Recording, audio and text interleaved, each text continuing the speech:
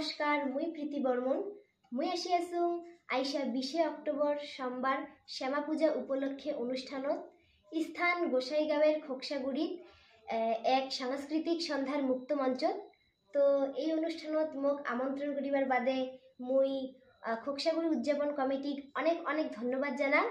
আর এই অনুষ্ঠানত তোমাক সগাককে আসিবার বাদে মুই আটুস আর আবদার জানাইলাম, তো সবাই কিন্তু অবশ্যই আসিবেন। অনেক গান হবে, দেখা সাক্ষাৎ হবে। ধন্যবাদ।